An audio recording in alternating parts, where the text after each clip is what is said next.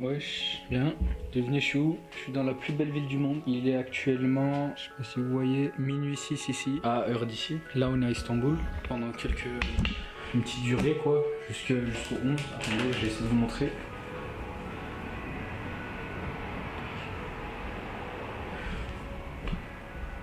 Bon, c'était pour vous dire qu'on est bien atterri. Demain, normalement, on va faire un petit vlog dans la ville, on va faire un petit tour. Et je passe la cam au John de demain. Salut les Khay, là je vais vous filmer un peu parce que tu vois, je suis un peu gêné frère, je filme en public, tu vois, c'est la première fois. Maintenant je vous fais visiter en même temps, je parle les gars, comme ça, c'est bien. Donc là on va faire quoi, on va se balader un peu et ensuite je prendrai le bateau pour passer de l'autre côté. Sur le côté Asie, parce qu'en fait la ville elle est séparée en deux. Il y a le côté Asie et le côté Europe, là on est vers le côté Asie. Et après on fera un tour vers le côté Europe. Donc là il faut prendre les bateaux et tout pour aller de l'autre côté. En attendant je vais faire un petit tour ici et ensuite je vous redis. Salut, moi c'est la voix off. Je vais vous suivre aujourd'hui pendant toute cette journée à Istanbul pour ajouter quelques petites précisions et vous donner des informations historiques. Par ailleurs, je fais aussi le montage de cette vidéo. Mais bon, c'est qu'un détail. Bon, comme vous le savez ou peut-être pas, la Turquie est située entre deux continents, l'Europe et l'Asie. On appelle donc cette région l'Eurasie. La Turquie est vue comme le pont terrestre des échanges internationaux entre l'Europe et l'Asie. Même si une majeure partie du pays est en Asie, une ville et pas des moindres fait la connexion avec l'Europe. Cette frontière entre les deux continents offre un aspect multiculturel à la ville qui en fait son charme. Les deux parties sont bien distinctes. La partie Asie appelée Asia Yakasi, où se trouve la majorité des locaux, et la partie Europe Avrupa Yakasi, où se trouve une grande partie des monuments historiques et lieux touristiques. Ces deux parties sont séparées par le Bosphore, que l'on peut traverser par bateau, par métro ou par voie terrestre.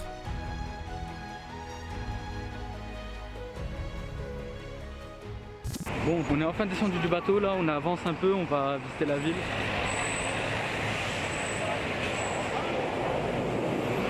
Vous traversez ici, c'est les voitures qui sont prioritaires, pas nous. Bon, on avance un peu, on va voir ce qu'on va faire. Normalement, il faut que je prenne le métro pour aller plus proche des mosquées et tout, des endroits historiques. Mais là, je sais pas du tout où je suis en fait. Je suis un peu perdu, mais c'est pas grave. Donc, le kebab plus la boisson, c'est 16 TL 44. 1,60 € pour un kebab avec la boisson. Franchement, la ville a son charme. Hein.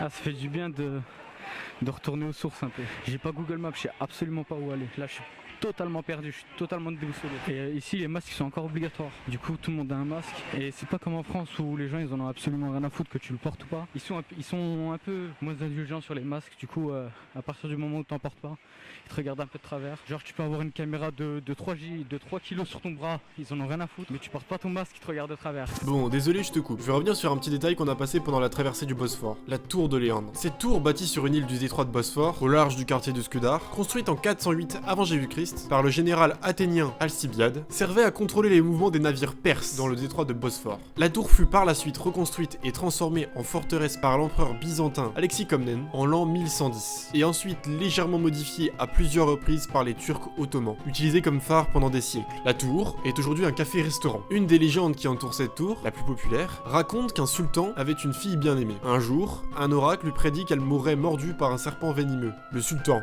pour l'écarter des terres, et donc des serpents, fit construire la tour au milieu du Bosphore, pour protéger sa fille jusqu'à son 18e anniversaire. Le sultan, ravi d'avoir empêché la prophétie, lui apporta en cadeau un panier de fruits exotiques. Cependant, un serpent était caché dans le panier, et mordit la princesse, tout comme l'oracle l'avait prédit. Cette légende a donc offert à cette tour le surnom de tour de la jeune fille. Ah, je suis crevé les gars. Soleil, t'as peur frère, mais une vue magnifique aussi.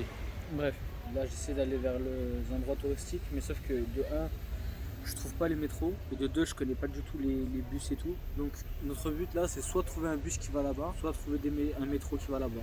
Dans les deux cas, on est dans la merde pour l'instant. On va prendre le tramway pour aller à la grande mosquée. Actuellement, on est là, nous. Il faut qu'on aille. Attendez, tac, tac, tac. Il faut qu'on aille là. 6 arrêts. 6 arrêts après. C'est bon les Khay, on est sur la plus belle place de la terre les gars. Je viens d'arriver à Sultanahmet, donc le cœur de la ville. Ah, mais si vous voyez ce que je suis en train de voir là.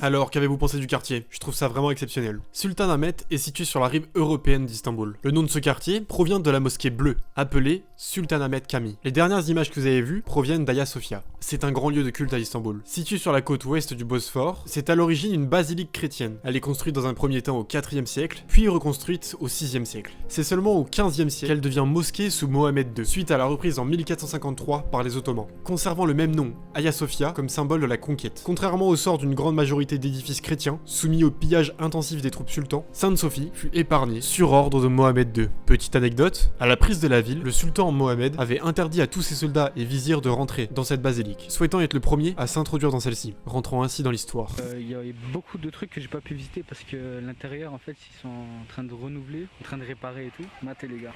Tout ça là il faut qu'ils le renouvelent en fait. Ils sont en train de les nettoyer, les trucs et tout. Nous on a fait notre tour, maintenant on va sortir. On va laisser la place aux autres. À l'époque, il y avait un parc en haut. Je vais essayer de voir s'ils l'ont rouvert parce que l'année dernière, je suis parti. L'année dernière, je suis venu ici et le parc il était fermé. Mais l'année juste encore avant, j'y étais et c'était ouvert. Et la vue, elle était incroyable. Du coup, je suis obligé de repartir en haut pour voir si c'est ouvert. Et si c'est ouvert, les gars, vous aurez une vue magnifique et ça me permettra de me reposer un peu et de manger une glace parce qu'ils vendent des glaces aussi incroyables là-bas. Bon, je viens d'arriver. Et comme vous voyez les gars, les cafés et tout ils ont été fermés parce qu'ils sont en train de rénover. En fait il y a eu un glissement de terrain. Mais en gros ce que je voulais vous montrer, c'est une vue magnifique sur le Bosphore avec tous les monuments et tout. Et tu peux t'asseoir et tu peux boire ta glace, ton café et tout. Là on va faire quoi? Là on va aller manger. Parce que frère j'ai marché au moins 10 km frère et je suis KO. Les gars, je viens de recevoir le Ayran. Donc, en gros,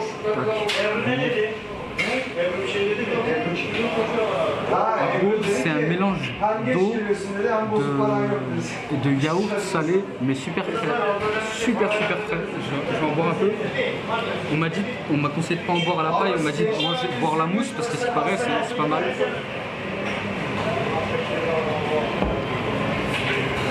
Incroyable. Donc ça coûte 1,30€ les gars. Il y a du fromage et du kebab dedans en gros. On va goûter.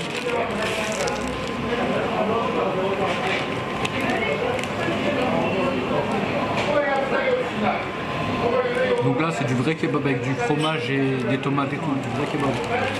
Voilà. On est sorti, on a fini, j'ai juste pris un coca avant de partir. De toute façon ça coûte que dalle les gars, ça coûte pour vous dire. J'ai payé ça quoi?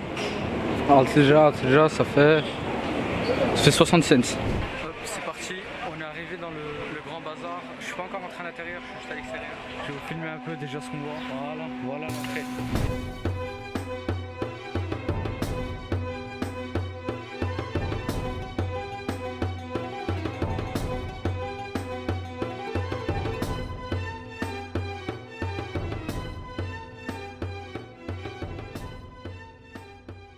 Le Grand Bazar d'Istanbul. C'est l'un des plus grands marchés ouverts au monde. Situé le long de 65 rues intérieures auxquelles on accède par 21 portes, il est occupé par 3600 boutiques. La partie la plus ancienne date de 1455 et a été construite en bois sur ordre de Mohamed II.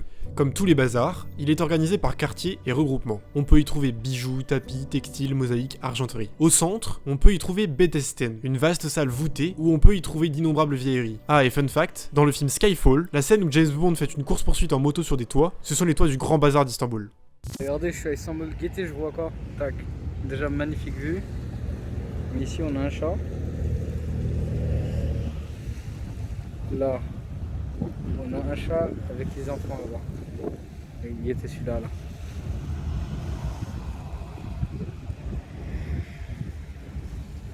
Ils sont magnifiques. Il est 18h bientôt. Je vais me poser jusqu'à 18h et après à 18h je continue ma marche parce que j'ai encore un bon bout de temps à marcher. Bon les créés, je viens de rentrer, il est actuellement presque 20h quoi. Et là je suis dans la salle de bain et je vais pas tarder à arrêter la vidéo. Là je vais prendre ici, je vais prendre ma douche et juste une petite seconde pour ceux qui se demandaient si on avait des toilettes turques. Non, en Turquie on n'a plus de toilettes turques, on a ça à la place. Faut tourner le truc ici. Et ça te lave le fiac, voilà. Sur ce, fin de la vidéo et ciao.